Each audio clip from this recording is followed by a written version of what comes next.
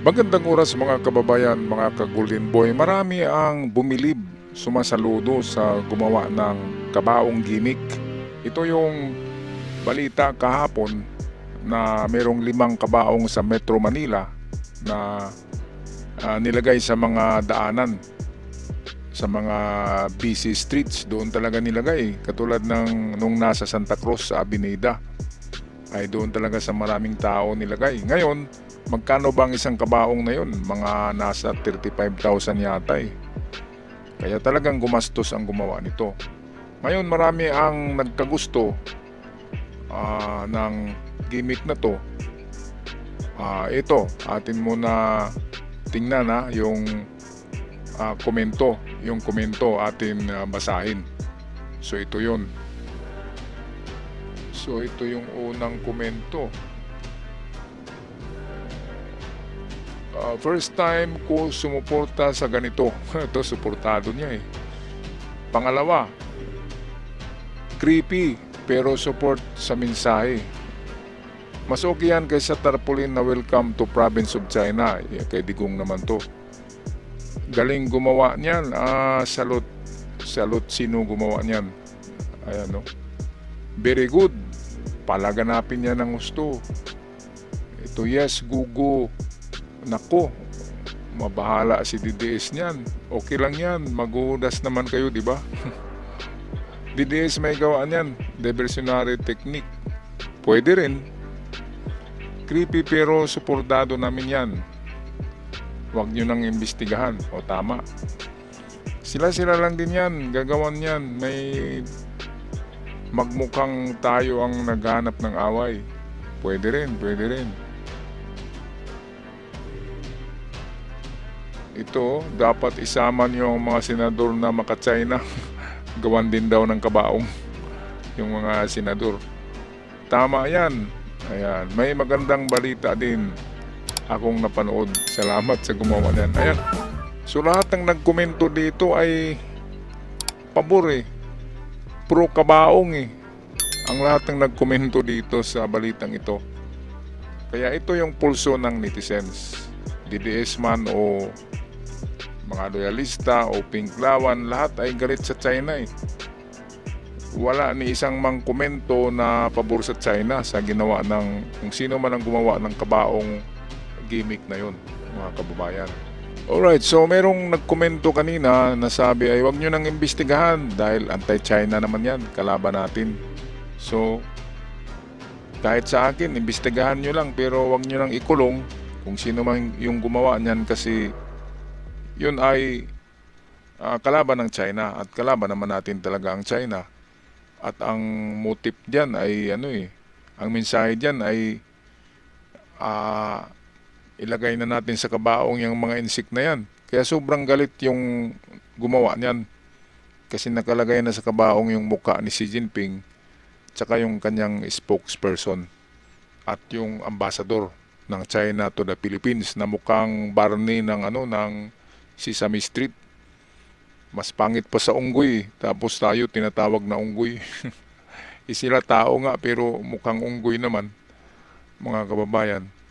Kaya eto na, atin na panoorin ang video courtesy sa atin ng GMA Integrated News para atin mabigyan ng karagdagang mga reactions. Eto ang video. 5 kabaong ang natagpuan sa magkakahiwalay na lugar sa Metro Manila. Bukod po sa nakasulat na anti-China message, nakadikit din sa mga kabaong ang mga litrato ng ilang Chinese officials. Ang mainit na balita hatid ni Jomer Apresto. Pre, may nag-iwan dito ng kabaong, pre. Sama. Nagdulot ng takot sa ilang motorista at mga naglalakad ang kabaong na yan na iniwan sa bangketa ng Rizal Avenue Extension bandang 7th Avenue sa Caloocan kaninang madaling araw. Ayon sa uploader ng video, hindi nila malapitan ang kabaong dahil sa pangambang may bomba sa loob nito. Sa kuha ng CCTV ng Barangay 54, pasado alas 2 ng madaling araw kanina, may kitang isang kulay puting van na huminto sa kalsada. Maya-maya, 5 tao ang lumabas sa van at sinetap ang kabaong bago sila tuluyang umalis sa lugar. It might be a threat. We will contact with the policeman, lahat ng mga anggulo. Anyway, ang CCTV namin open. lahat po mga anggulo makikita natin yung van kung baka makikita natin rin ang plate number at di ma-report natin sa LTO. Pasado alas 3 ng madaling araw nang kunin ng mga otoridad ang kabaong. Sa Quezon City naman, isa ring kabaong ang iniwan sa gitna ng Boy Scout Circle sa Timog Avenue mag-aalas 3 ng madaling araw kanina. Ayon sa barangay officials, nakita ng mga tauhan ng Traffic and Transport Management Department o TTMD ang mga nag-iwan sa kabaong. May 3 tao na naglapag. Isang babae, 2 lalaki. Tapos van na puti na walang plate number. Tinanong siya nung TTMD, yung babae, sabi naman sagot nila babalikan din daw nila. Inisip namin na may tao kasi pero wala naman po, litrato lang. May ilang litrato na nakadikit sa mga kabaong. May nakasulat din dito na Chinese Communist Party at mga salitang greedy at salot. Pasado alas 3 ng madaling araw nang kunin ng kabaong ng Quezon City Police. Sa di kalayuan, mayroon ding mga bulaklak ng patay sa Center Island. Hindi raw malinaw kung kasama itong iniwan sa lugar dahil wala umanong playback ang CCTV ng barangay. Sa Makati, may kaparehong kabaong na nakita sa bahagi ng Buendia na ayon sa Makati City Police ay malapit sa Chinese Embassy. Iniinspeksyon ito ng pulisya at bomb squad at nang buksan ay walang laman kundi papel. Pareho rin na nakalagay sa mga nakitang kabaong, may nakasulat na Chinese Communist Party. Ang mga larawan naman, kamukha ni na Chinese President Xi Jinping, Chinese Foreign Minister Wang Yi at Chinese Ambassador to the Philippines Jing Chuan. Ang dito establishment dito ito yung Chinese embassy natin. Naroroonan po nitong kabaong ay malapit sa Chinese embassy. So meron mo bang coordinator sa inyo yung embassy o ano mo ang... Wala pa ma'am, makipag-coordinate pa tayo sa kanila. Na-verify naman ma'am, walang laman pero as of now, ginagawa natin yung operating procedure na ipapasoko mo natin tapos paano natin sa UOD para... May iniulat ding nakitang kabaong sa Santa Cruz sa Maynila. Jomer Apresto nagbabalita.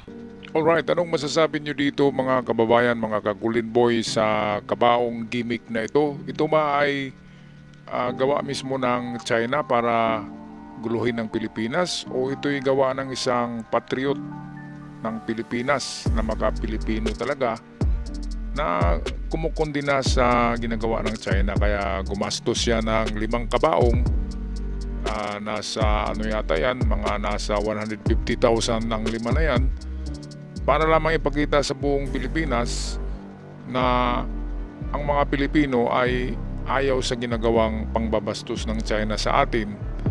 Pati ang ating pagiging Pilipino ay sinasabing tayo'y mga unggoy. At hindi lang yan ay talagang tahasan na inaagaw ang ating mga isla diyan sa WPS. Alright, sa mga bago pa lamang sa channel na nag-subscribe, maraming salamat, malaking tulong at sa aking event followers. Ako'y palaging sumasaludo sa inyo at nagpapasalamat. Hanggang sa muli. Paalam.